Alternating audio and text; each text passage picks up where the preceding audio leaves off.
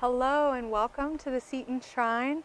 It is a beautiful day here in Emmitsburg, Maryland, and we're so excited to take you around the Basilica today. Thank you for tuning in. Feel free to share this live stream with your friends. Just click the share button below or call your friends, let them know. We'd love to share the Basilica on this great day. My name is Becca. I'm the Evangelization Programs Manager. It's a title, but basically I work in the Basilica, so it's my pleasure to show you around with Daniel, who's one of our volunteers. Good afternoon. Welcome to our visitors. My name is Daniel. I'm a volunteer at the shrine and I'm the Basilica Docents. So with our two off-screen friends, Liz and Carolyn, who work here at the shrine, we're going to show you around. If you have any questions during the tour, feel free to leave them in the comments. And throughout the tour, we're going to try to leave room for those questions. We'll kind of be monitoring them as we go, so hopefully we can get to most of them. If not, we'll try to reply back to them after the tour has ended. Also, just thank you for your patience. We're not super used to doing live stream virtual tours. We're used to welcoming people physically, and we look forward to doing that again. So just thank you for your patience, and thank you for tuning in. Let's go inside.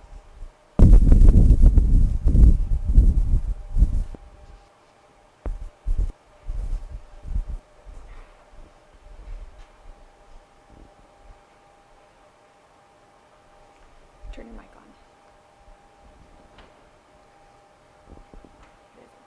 And we'd like to welcome everybody inside the Basilica. This particular area is known as the narthex, and that is the common greeting area that we have the visitors come in before going into the sacred space. Right now we're going to go into the Basilica lobby.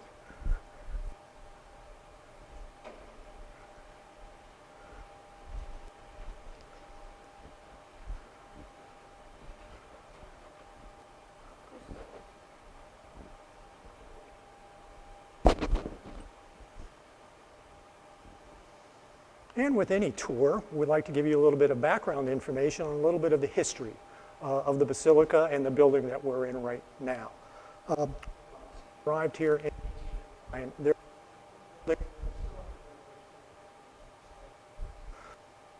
called the White Academy would not be completed until 1810.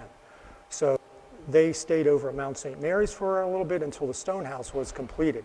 As the stone house was completed, and finally in 1810 when the White House was opened up, the sisters community moved over here with their first students and with Mother Seton. That would continue building the St. Joseph's Academy into additional buildings as it would go along. So that continued throughout the 1800s. In the early 1900s, the St. Joseph's Academy transitioned over to St. Joseph's College. They first issued junior degrees, and then they went into a 4-year degree. So that then became St. Joseph's College. Enrollment continued to expand in those years up through the 1950s, and in the 1950s it started getting a little bit crowded over at the St. Joseph's College. The sisters decided to build another structure, and that would be called the Provincial House. And that was basically the headquarters for the sisters, the Daughters of Charity, and that would include the archive, the residence for the sisters, and that was started in 1961. In 1965, the final part of the new structure was built, and that was our chapel, and that was known as the St. Mary's Chapel, and that's what the Daughters of Charity would use for their religious services. Probably now is a good time that we're starting to talk about several definitions. You've heard chapel, you've heard basilica, so it'd probably be a good idea if I just took a minute or so here and kind of go through what the church is, what a church is, and some of the churches and names that we apply to those. So, the church, big letter capital C, is the assembly of all the faithful. That's all the members of the Catholic Church, all the clergy. So that is known as the church, under a common belief and a common faith. And currently we have literally 1.31 million Catholics in the world that are part of the Universal Catholic Church. Catholic meaning universal. So if you're a Catholic here in Emmitsburg, you're practicing the same faith as you were a Catholic to be in France. So that's kind of the history of what we call the church, and then the structure of a church. That's the actual building itself that we refer to. So the most common structure, most common church that we have is known as the community church, and that's called the parish. And the parish has a priest assigned, and he's assigned to the welfare, spiritual welfare, and pastoral care of that community. And one of the unique features about the parish is it has a membership that's pretty stable. People register, they come in, and they come back. So that's kind of where they go to church. That's where the locals come in to attend services. Again, the priest is known as the pastor, and those that visit the church are known as the parishioners. So currently in the United States of America, we have 17,000 parishes. To help govern those parishes, they group them together in what's known as a diocese. And a diocese is a group of churches together, and in the state of Maryland itself, all the churches in the state of Maryland fall under two dioceses, and that is the Archdiocese of Baltimore and the Archdiocese of Washington. Arch meaning big. And the authority in charge of the diocese is the bishop. So he's in charge of the care and authority over all the parishes with his diocese. So we know that we have about 200 or so bishops in charge of diocese. Where the bishop sits, his church, is known as a cathedral. And a cathedral is kind of a paraphrase from a Latin term meaning seat, chair, or throne. And that's where the bishop resides. So if you have a bishop, you have a cathedral. A chapel is a holy space or church that doesn't have a consistent membership. So we are like a chapel. So anybody can come to attend services at a chapel. Whereas a parish has an ongoing parishioner, they come back on frequent basis. So that's one of the differences between a church and a chapel. So if we look over to an example such as Mount St. Mary's University, the chapel that they go to are for the students. If you go to a Catholic hospital, they will have a chapel to pray in for that. The individual assigned to do the services at the chapel itself is known as a chaplain. So here at the Basilica Shrine, we have chaplains assigned to us to do the Mass services and to do some of the sacraments on that. Another designation, and this is what we're called, is known as a basilica. And a basilica is a designation given to only by the Pope for a church or a sacred space that has a significant historical relevance or importance to the church itself. Again, we have the first American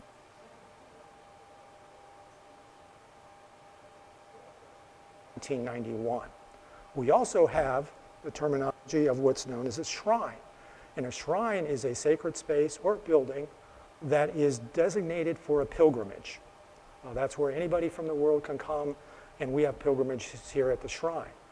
Today is the Feast of Our Lady of Fatima, and if we weren't in a coronavirus shutdown, there would have been hundreds of thousands of people in Portugal attending that particular feast as a pilgrimage itself. Unfortunately, if you watch DWTN, there was virtually nobody there, and the square was clear. We also have the specific title of a national shrine, and a national shrine is only conferred by the Conference of Bishops of the United States, that there is a special or significant relevance to this particular shrine itself. So we are a basilica, we are a chapel, and we are also a national shrine. So that gives you some idea of what the church and the names using throughout the tour itself. You can see behind me in the windows that we have St. Joseph behind us. And St. Joseph is very important and very relevant to the Seton Shrine Chapel. Took St. Joseph as her own patron saint from St. Joseph and what she did. We know that St. Joseph was the protectors of telling him to Israel or unto Egypt. Mother Seton could see a very similar relevance when she was taking care of her critically ill husband, and she left behind, took one daughter with them, and they went over to Italy, hoping that the husband would be able to recover over in Italy. So she saw some similarities with what St. Joseph did.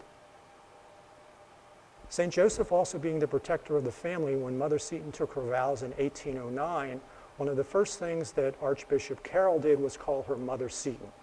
We can tell Mother Seton that she took this title very literally and figuratively. She felt that she was the protector of the family, of her religious sisters, and all the students that would be assigned to her. So she felt that she had a very big universe to protect in regards to that. Joseph was also, by vocation, Mother Seton was known for her building of institutions, the first free Catholic parochial school. If you ever went to a Catholic school, Mother Seton's foundation for how you learned and what you learned was started right here in Emmitsburg. So she was very big on that. She would open the first American Catholic orphanage in Philadelphia. She was also big into the healthcare, ensuring that the needy and the poor had support for what they were doing and training the sisters to do that particular task itself. Kind of one of the best phrases that I can find in how the work of Mother Seton was recognized was in 1852, the Baltimore Archbishop Francis Patrick Kendrick declared that Elizabeth Seton did more for the church in America between 1809 and 1821 than all the bishops combined. So I think that really ties it up to the scope of work that Mother Seton had done in a relatively short period of time and the legacy that still resides with us today in Pittsburgh. And now we've gone through a little bit of the history, a little bit of the background in what Catholic Church is. I'll introduce you to one of our opening pieces since we're so near it. It's a stained glass window. It's truly stained glass. And all the glass work you're going to see was done by German artisans. And this is true stained glass painted on so that the stain actually adheres to the glass itself. So it's not colored glass where you put a dye into the glass and it colors the glass. This is actually clear glass and then painted. So you get a much higher degree of detail, and you also get a much softer glow in the window that it almost looks like there's a light behind it on that. So it is a dying art. There are very few places in the world that still do true stained glass, and we are fortunate to have some of the best examples in the world, I think, of stained glass in America. So that's kind of our start on where we're going from the tour. I'm going to pass the tour over now to Beth, and she's going to give you a little bit more information. So thank you again for joining us. Thank you for your patience as we had a little bit of technical difficulties there at the beginning, but we're glad so many of you have joined us. Daniel perfectly summed up why we're here in Emmitsburg. Mother Seton started what would become the Catholic school system in America. She also founded a community of sisters, the Sisters of Charity of St. Joseph's. This she modeled after a community that was founded in 1633 in Paris called the Daughters of Charity. And this beautiful painting behind me is called St. Vincent de Paul, very fittingly because he is the main figure here in the center. This painting was done by Pietro Gagliardi, and it was a gift to the Daughters of Charity in St. Louis. They later shipped it over to Emmitsburg because Mother Seton had a distinct connection to that community. As I said earlier, she modeled her order, the Sisters of Charity of St. Joseph's, after the which St. Vincent de Paul, along with St. Louise de Marillac, who you'll hear more about later, they together founded the Daughters of Charity in 1633. The Daughters are a very recognizable habit. Many people recognize them from movies or from being taught by the Daughters, and they have the white cornet there. But what is a little lesser known is the Sisters of Charity. Well, depending on where you are in the country, it could be very well known. But the Sisters of Charity that Mother Seton founded here in 1809 went on to send several missions out from here. Places like New Jersey, Cincinnati, New York, and many other places. And those sisters continue to hold the name Sisters of Charity. We actually have several Sisters of Charity watching, so thank you, sisters, for joining us today. They follow this same rule that Vincent de Paul started, and they actually all come together under what's called the Federation of the Sisters of Charity. There are 14 religious congregations of women under this federation, 2 of which are Daughters of Charity provinces. And together, these women all around the world do work of service to the poor, which is what you see really here. Vincent, with these 3 young children, he called them foundlings or orphans, entrusting them to these women. They do work in schools, in orphanages, but also founding many hospitals throughout the country. And there are sisters in North America, such as Canada, but like I said, they have missions all over the world. So we owe a great debt to these sisters just nationally, especially during this time of coronavirus. They do such work with immigration, with social justice. So if you're interested in the sisters, I highly encourage you to visit their website, the Federation website, for more information about how you could be a part of their work, either discerning a religious vocation, or there are such arms such as the Ladies of Charity, the Vincent Depaul Society, which are lay organizations, which you can continue this work of charity. This is a beautiful painting. It's a beautiful space. We're going to continue into the Basilica proper, but we have one other place to go before we go there called the Holy Agony Chapel. So we'll kind of make our way over there.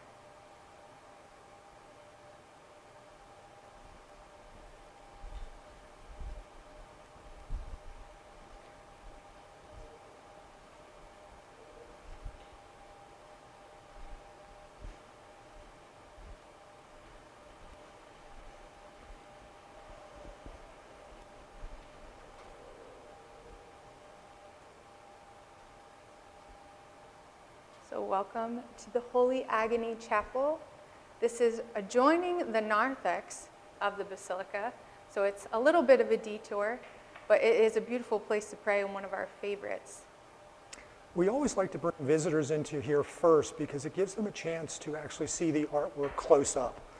This is what we call a touchable room, so you can come in and actually feel the walls, to see the mosaics, look at the windows close up, the holy statues in marble white on that, so we like to bring it in here.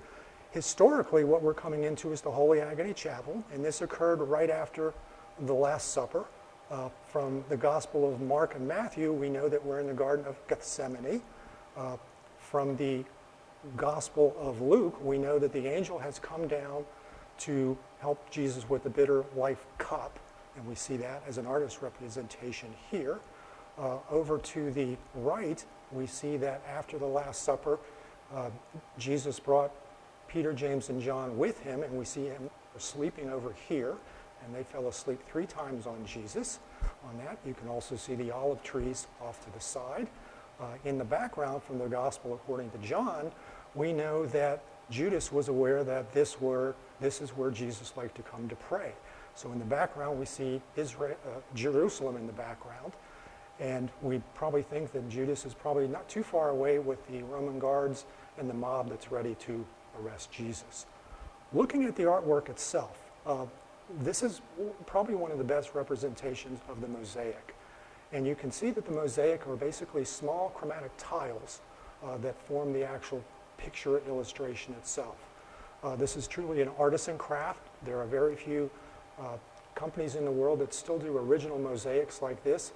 Virtually every tile is custom. They're all different square sizes for what they're doing on that. They're very durable. They will last hundreds of years with minimum maintenance. We know that from our architectural history that the Romans and the Greeks like to have mosaics on the floor, and during the Byzantine period, they would actually move them up to the wall to be more illustrative.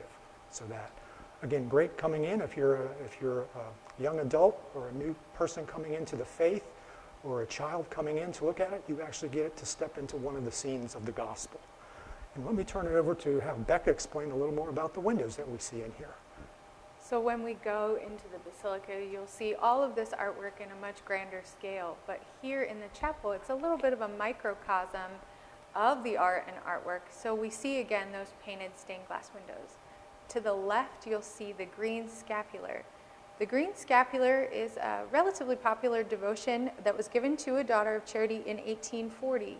Sister Apolline Andrevieux got this image from Mary, and it's generally attributed to those praying for someone to come back to the faith, or someone in protection of an illness, or someone that is sick. The Seton Shrine mails out thousands of these scapulars every year, so if you're interested in that, I encourage you to visit our website or call the Shrine shop number for more information on that. To the right is another scapular called the Red Scapular, or the Passion Scapular. This was an apparition given to another daughter of charity just 6 years later, Sister Justice Bisquenberg, and she received this image. It's called the Passion Scapular because on the front there is a pretty descriptive image of Christ's Passion. This devotion was approved just 1 year later by Pope Pius IX, which is incredibly quickly for any devotion to be approved, let alone an apparition. And this, Christ promised greater outpouring of hope, charity, and peace, especially to those who wear it every Friday. So 2 beautiful devotions. You'll hear a lot more about devotions given to the sisters as we enter the Basilica. But before we move on, I just wanted to answer a couple questions. Laura asked, this is a great question, Laura, did you say why Mother Seton chose to model her sisters after the French order in particular? Did she know someone there? She did not know anyone in particular. She did have a slight French connection. Her mother, who died when she was very young, was French, and Mother Seton was raised to speak French. But Mother Seton was particularly inspired by the life of Saint Louise de Marillac, who is in the Basilica. We'll talk a little bit more about her life. Mother Seton translated St. Louise's writings and translated the rule that we were discussing, and was really inspired by the work of charity, particularly with children and education. So that's why she modeled her order after them. There is some dispute about whether she wanted to have the Daughters of Charity or have the Sisters of Charity, and that's something that we'll never really know. But we do know that she greatly admired Vincent and Louise, and so do I, and so do many sisters that devote their lives to this cause for charity, which is the universal cause for the gospel. So that's a little bit about why. It's kind of a question that could go into great depth, but I'm glad you asked it, Laura. And I feel like there was, what is the location of this shrine? This shrine is located in Emmitsburg, Maryland, which is about an hour or so away from DC. And I think that's everything for now. I'm so glad you all are tuning in. Thank you again for your patience as we got started. And we're about to go into the Basilica itself. So right this way.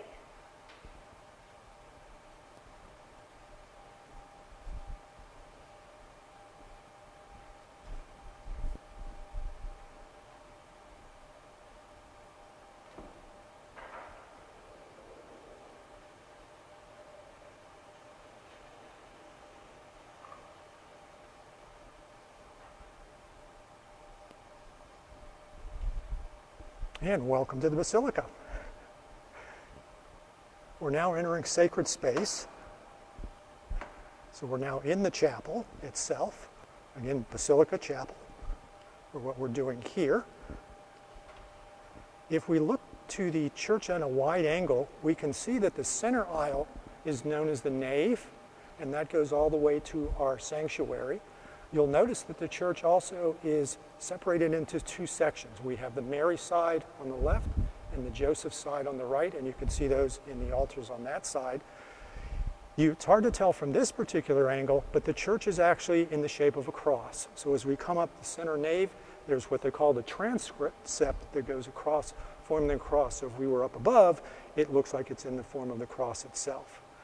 As we come up through the center nave, we notice that the basilica itself is made of 7 different types of Italian marble. So you can see the colors on that.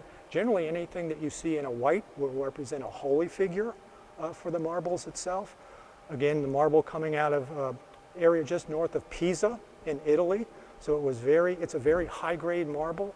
The Daughters of Charity seem to always choose some of the best type of materials when they build their chapels and basilicas. So we're expecting this to last many, many years. Against what we're looking at is this was opened in 1965. So I will say that I'm almost as old as that in regards to that. So we're surprised at how many visitors are saying, is it new? And it's really all the way back, literally 55 years for what we're looking for on that. We'll notice that another one of our major works of art are the stained glass windows. And as we pan up to the top, we'll notice that these are the saints and martyrs that the Daughters of Charity hold relevant to their mission and ministry.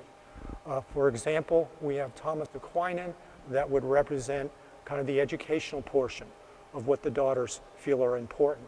So education, you see he's actually holding a book, one of the doctors of the church in Reason and Logic. Many of the early daughters, sisters, were of the Irish descent. So if we pan over to see St. Patrick over here, that's always a popular aisle that many people will be sitting in for Mass with their Irish ancestry. As we move down, the bottom levels of stained glass windows are titles to the Blessed Mother. And they are based off of a 16th century prayer called the Loretto Litany. And there is a video out on our Facebook page called the Mother Litany, where you can actually pray along with the video and actually see close-ups of the windows in that particular prayer itself. So we're excited to have that as an addition to our particular Facebook page. As we start moving up the center aisle here, we'll come up to the center part of the nave.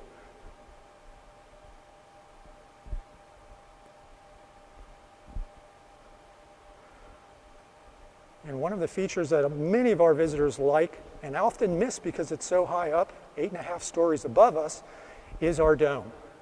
And in the middle of the dome, at the top of the dome, we have our only painting in the Basilica, and that is of the Holy Family. Young Jesus in the middle, Mary and Joseph on either side of that. And again, the actual total height when we go outside all the way to the top of the cross is just under 100 feet. So it is one of the highest structures in the town of Emmitsburg, if not the highest structure on that. As we start coming down, we know that the writers of the gospel, Mark, Matthew, Luke, and John, also formed the pillars of the basilica itself. So you can see our medallion also in mosaic of John over on that side. These are great features that as our celebrant is performing his homily, talking about the homily, he can actually point to one of the writers of the gospel that we're using on that. One of the sacraments that our chaplains certainly encourage is the Sacrament of Confession. And we're going to walk over to one of our confessionals and show you what we think is a very unique feature. As you know, many of the priests continue to encourage more and more confession, and we have something that we think brings many more to our confessional itself. If you've ever been in a confessional, you know that many of them are rather dark and claustrophobic. Ours has a window. And another title to the Blessed Mother, and when you're actually in here doing confession, and the door is shut, you actually have a glow coming through the window. So I think that's a fantastic design addition to the church to encourage more people to do confession and to feel a little more comfortable during the confession itself. So again, another wonderful feature designed to the basilica itself. You begin to see how everything starts to fit together in the celebration of the liturgy itself.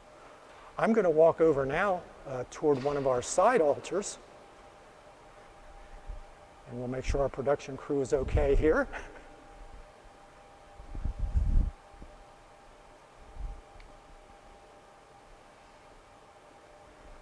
And you heard a little bit from Becca when we were out in the Basilica lobby about the co-founders of the Daughters of Charity.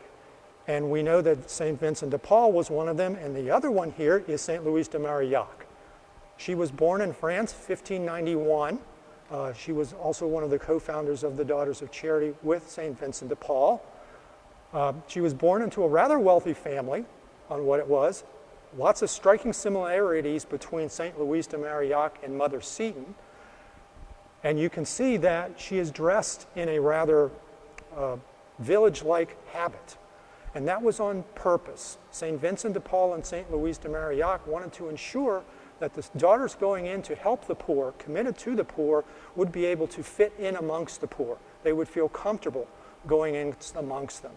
A unique feature about this is, and this can go into a lot of technical detail, but these are not nuns. These are sisters, and they take a kind of a lifetime commitment to serving those in need, and they take an annual vow to become a sister as part of the process itself. But they're spiritually devoted to God and Christ, and they're also physically going to be supporting those in need and those of the poor itself. One of the fabulous documents that came out of the founding of the Daughters of Charity when Vincent and Louise were working together was kind of known as what they call the rule or the common order of the Daughters of Charity. And that was a document that specifically governed what the daughters would do and what their purpose or mission was. Now think of this, this was all the way back in the early 1600s to have a document like that, a very modern design, and it allowed very precise processes and progress to be made when the daughters were working with the poor. So it defined exactly what they were going to be doing. It was such an important document that Mother Seton would literally adopt it almost to the word for the American version of it. There were a few modifications that were done during that period of time, but most of the actual document itself is almost identical to what the daughters had and to their vows itself. So that was an important feature on what they were doing on that. So that's how we kind of tie those together. So we had the Daughters of Charity dating all the way back to 1633, the sisters coming to Emmitsburg in 1809, and eventually they would reunite in 1850 where the Sisters of Charity, also known as the Sisters of Charity of St. Joseph, would come together and form under the Daughters of Charity, and that's kind of the structure that we still have today in regards to that. So I'm going to turn it over now. We're going to transition over to Becca for more of our tour. Thank you. So we've reached what we often call the heart of the basilica, and that is the tabernacle. So a tabernacle has, inside this gold box here, that's the tabernacle, inside that box is the host, which is what Catholics believe to be the true presence of Christ. So fully present, body, blood, soul, divinity, all of it, truly present in the host, which is why we go to Mass, which is why we go to adoration. And so this is, as Daniel mentioned, a very popular place to pray in this particular area of the basilica. But it's particularly poignant because Mother Seton was originally Episcopalian, and then when she and her husband and their oldest daughter, Anna Maria, traveled to Italy, her husband had unfortunately contracted tuberculosis, so they were hoping that the journey would help his condition. She encountered the Catholic faith for the first time through some friends of her husband's, mostly the Felici family. They were Italian Catholics, which was very popular, common practice for Italians at the time, unlike in America, where Mother Seton didn't really interact with too many Catholics in the United States. They were mostly Irish immigrants at the time and from a different social class, unfortunately. And so Mother Seton first encountered the Eucharist traveling with the Felicis, Antonio and his wife, Ambilia. Going to Mass, Mother Seton was watching with intensity, and Ambilia whispered to her, "This is what we call our true presence." During the moment of consecration, when the priest raises the host up, and it changes from bread to Christ. Mother Seton was so enamored with this and felt immediately at home, and this was a really pivotal moment for her in her decision to become Catholic over the next few years. So not only is, hopefully, the Blessed Sacrament in every Catholic church, but it's particularly poignant that the Blessed Sacrament is here, so close to where Elizabeth Ann Seton resides now. There was one question before moving on about if we had any plans to add to the art or architecture in the shrine, particularly in the dome. There are no plans right now. As Daniel mentioned, it's relatively new as church structures go, some church structures being hundreds or thousands of years old. So relatively this one is pretty new, but if we ever decide to add to it, you will be the first to find out, our Facebook friends. So we'll move on into the sanctuary where you will see the art in great detail.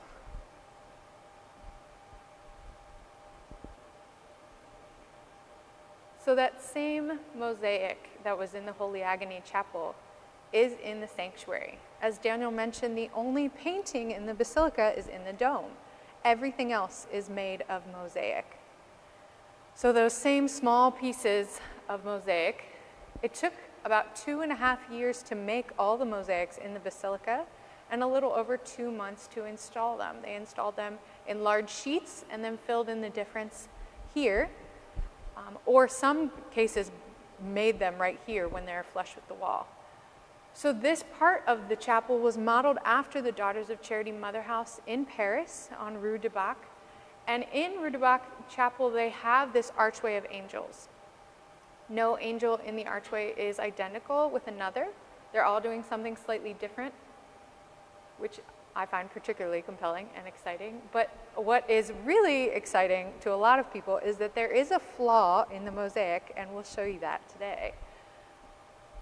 There is a diamond in the border that is missing a top. And whether that was intentional, some people say that the artisans did it on purpose to showcase that nothing is perfect, even something as beautiful as this basilica on this side of heaven. And some people say that they just missed a puzzle piece and had to fill it in with a different color. We'll never know, but it is interesting and a neat little thing to kind of meditate on, that even something as beautiful as this is imperfect. But moving on to the center, as far as I know, that's the only flaw in the mosaic. I've been looking at it for most of my life. I haven't found anything else. So going into the center, it is just really stunning.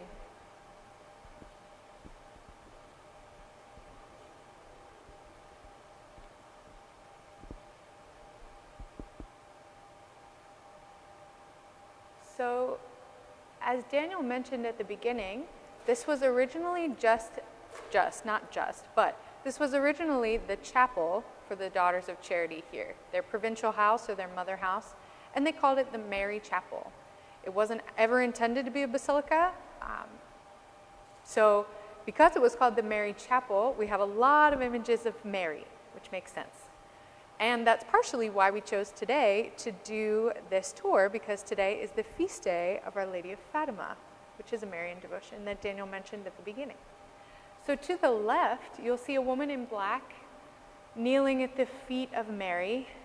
That many people think is Mother Seton, but it is actually St. Catherine Laboure. Catherine was a seminary sister, or what many people know as a postulant, someone discerning and coming into a religious order. She was a seminary sister with the Daughters of Charity in their mother house in Rue de Bac when Mary appeared to her one evening, and over a series of many apparitions gave her what's now known as the miraculous medal. And this medal is pictured in our sanctuary gate, both front and back. This image is officially called Our Lady of Grace, but so many thousands of miracles have been attributed to praying with this image that it is now across the world called the miraculous medal. A lesser known image that was also given to Catherine is called Virgo Potens, or the all-powerful Virgin, and that is on the right of the sanctuary. Mary's holding the globe or the world in her hand and stepping on the snake, which is traditionally an image of sin and death, or Satan. But in the center, we have this really beautiful crucifix. The crucifix is hanging above our altar, and it is hanging from what is called a baldacchino. And in ours is this beautiful brass image of a dove with rays coming out, or the Holy Spirit shining down on the crucifix. All Catholic churches have to have a crucifix clearly visible from the moment you enter the church, and ours is definitely clearly visible. But it's beautiful because these rays behind it coming out from the mosaic are mirrored several places in the marble that unfortunately you can't see today, but actually coming out from the altar in the floor are those same rays. So the architect and the artisans chose to have a really visual connection with the same rays of grace coming from the crucifix that are coming from the altar, because Catholics believe that every Mass, the Passion is made fully present again. Those same saving graces were saved again. This sort of is reminiscent of what we learned at the White House tour of Mother Seton carving the manger into the base of the altar there and wanting the children to immediately recognize that Christ is present at the altar. More mosaics. I feel like that's the buzzword today, mosaics. So in the border, you'll see there's wheat and grapes. And they even went to the great detail of having the air vents be shaped like grates shaped like grapes and wheat. But what is particularly beautiful are the mosaics that are flush with the wall. They were made here on site of two mysteries of the Rosary. We have the Annunciation where Gabriel appeared to Mary, asking her to be the mother of Christ. And then the crowning of Mary, Queen of Heaven and Earth, where Christ is offering a crown to his mother.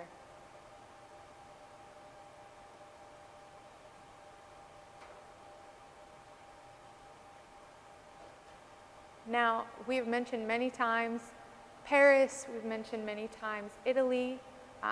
One thing we forgot to mention was the stained glass windows are actually from Munich, Germany. But there are two American-made things in the Basilica, and they are behind us. So we'll kind of give you the slow pan around. So behind us you can see our pipe organ.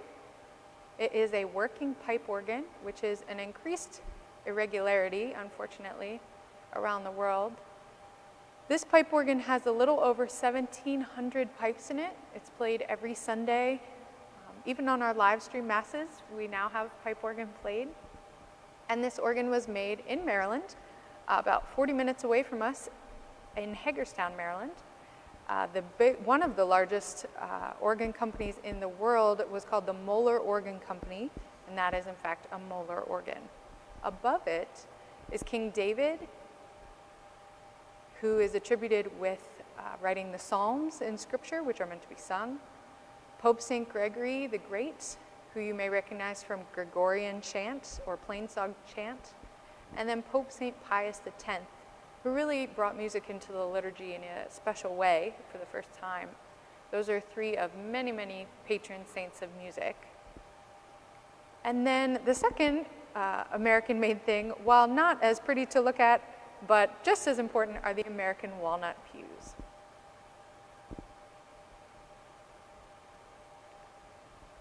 So we will continue our tour.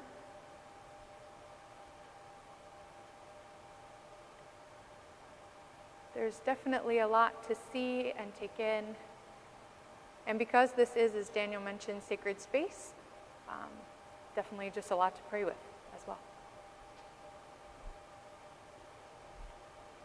So we mentioned St. Vincent de Paul quite a bit at the beginning. Here he is again in the Basilica proper.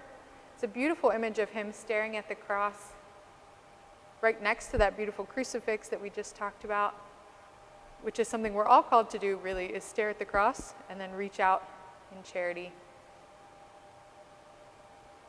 But another figure that we have talked about, but we can go on, wax poetically about, is St. Joseph.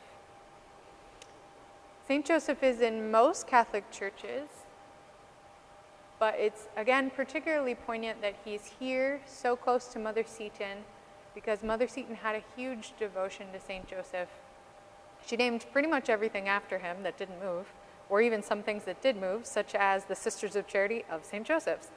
But also the White House, the tour we had last week, 2 weeks ago, was originally called the St. Joseph House. The cemetery that was started here in 1810, she called the St. Joseph Cemetery. This valley that we reside in, she named the St. Joseph Valley. This house, the Provincial House, was originally and still is called the St. Joseph House. The parish in town, we could keep on going. Mother Seton loved St. Joseph. And it makes sense because she didn't have particularly great relationship with her father when she was young. Her mother died when she was only a few years old. And sadly, her father sent her to live with other relatives. She had a strained relationship with her stepmother. Luckily, she did reconcile with her father after she herself became married, but it was difficult. And then unfortunately, only 10 years into their marriage, her husband William passed away as well, leaving her 5 children fatherless. So it makes sense, the just natural devotion to the foster father and protector of Jesus that Daniel talked about. So it is particularly beautiful that he's so close to Mother Seton. I too have a devotion to him, so I could probably talk way too long about him, so we're going to keep moving on to the reason that we're here, Mother Seton's tomb.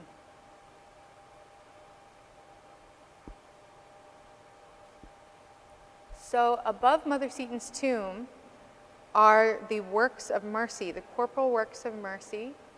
And what is particularly beautiful, again, is the connection to Mother Seton. So this is a relatively common devotion or call to action for Christians around the world to care for those around us. So some of the images you'll see are give drink to the thirsty, visit the imprisoned, pray for the dead, care for the wounded. Mother Seton either received or did all of these in her lifetime. The one particularly compelling right now is visit the imprisoned. I mentioned earlier that her husband William, Mother Seton, and her daughter Anna Maria were quarantined in a lazaretto in Italy when her husband William was sick with tuberculosis. And friends, the Ambilia Felici and many others would visit, as well as priests and other ministers would come to visit the sick. And Mother Seton was really struck by that and comforted by that, which continued to inspire her to do similar works of charity throughout her life. These are depicted as being done by the Daughters of Charity. One thing that isn't known about their habit as widely is that white cornet, the white angel wings, as many people call them, the hat, is modeled after what poor women in Paris were wearing in the 1600s when the Daughters were founded. It was a kind of sun hat. And so they wanted to be approachable to the women and to the people that they worked with, so they donned what was a universal habit, quote unquote, but it looked like something that people could approach. So they no longer wear that because it would not be as approachable today. So hopefully when you see a sister or daughter of charity, they will look approachable, and they in fact are very approachable. So kind of panning down, we will see the final resting place of Saint Elizabeth Ann Seton, and Daniel will talk a little bit more about the process that took her to this particular spot, but also to the title saint. Thank you, Becca. So we're called the National Shrine of Saint Elizabeth Ann Seton, but technically this is the actual shrine right here. And Mother Seton went on quite a journey to get here. So she was originally buried in St. Joseph's Cemetery in 1821. She would later move to the mortuary chapel that was co-funded by her oldest son, William, in 1846. During the canonization process, she was removed again from the mortuary chapel and took a brief trip over to St. Joseph's Academy, St. Joseph's College Chapel for a few years, and then eventually she would be moved over here. So she came over here in late 1967, 1968 as part of the process itself on that. You can see that the canonization process takes a while. It goes through basically 4 steps. There's a proposal that's done to a bishop, and that's transferred to the Vatican, and that started all the way back in 1882. So we started going through the veneration process, the blessed process, and the canonization where you actually receive the title of saint. So it goes all the way back to, she was declared venerable in 1959. This goes through kind of a research process where if you were a recent saint, such as Pope John Paul II, you may interview witnesses. There were no witnesses back at that point when they were looking through the research, so most of the documentation that the Vatican reviewed were her journals. Fortunately, when she passed away in 1821, Father Brute requested that all of her materials be saved. So that was a key point in getting her to sainthood. Archbishop Carroll and Father Brute felt that something had happened very special here in Annettsburg, and they wanted to ensure that the information would be available for the future. So we went through that particular process. The blessed process, again, they're going through additional steps to ensure that all of the writings, all of the beliefs of Mother Seton were in alignment with the Catholic Church and with the Catholic faith. Surprisingly, there is a miracle involved with every particular step going through the process. There was Sister Gertrude, who was critically ill with a type of leukemia. There was a gentleman named Carl, who had encephalitis. And then there was a young girl, Anne, who had a particular, almost a critical illness. And Anne, believe it or not, is still alive today. I have actually met Anne. I have never met a miracle person before, but I have met Anne. And she does come back to the Basilica, I won't say frequently, but several times a year for what we're doing on that. During the movement of Mother Seton and the canonization process, we actually have her exhumed. And part of that will be that we take pieces of her bone, and it's enclosed in a glass, which is known as a first-class relic. So a first-class relic is actually a piece of Mother Seton herself. So we have a bone encased in the holy relic itself. A second-class relic would be something that she wore, a piece of her clothing, maybe a part of her bonnet. A third-class relic is very much more general, is anything that would have touched a first-class relic. So we have lots of people coming up from the gift shop, will touch to the cross, and then we have an actual third-class relic. So we do have an actual relic that you can come to. Generally, we have kneelers here where you can actually say a prayer to Mother Seton and go to the altar and actually pray with Mother Seton in regards to that. So again, a very long process. Some people say, well, why did it take so long between 1882 and 1975? Well, unfortunately, if we look back on history, we had World War I and World War II that kind of slowed the process down for the Vatican research on that. I think it's poignant that when Pope Paul VI declared Mother Seton a saint on September 4th, 1975, he started off saying, Elizabeth Ann Seton is a saint. I don't know how much more direct he could have been in regards to that, but we thought it was very poignant. When that happened, again, as we heard earlier, we became a national shrine, and that's when we actually turned this particular basilica area from the St. Mary's Chapel into the Seton Chapel itself. Don't worry, the Daughters of Charity have another chapel in another part of the building that they still did, so we didn't take it from them. We just reused it for Mother Seton herself in regards to that.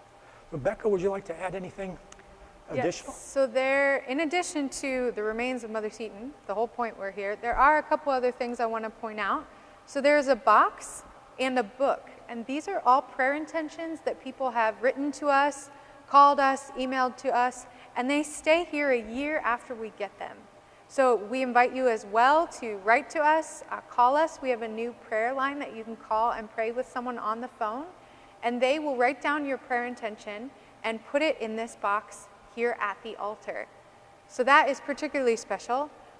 Also, as Daniel mentioned, normally there are kneelers here. We have our altar and Paschal candle and some things off to my right. Normally this is where we have daily Mass.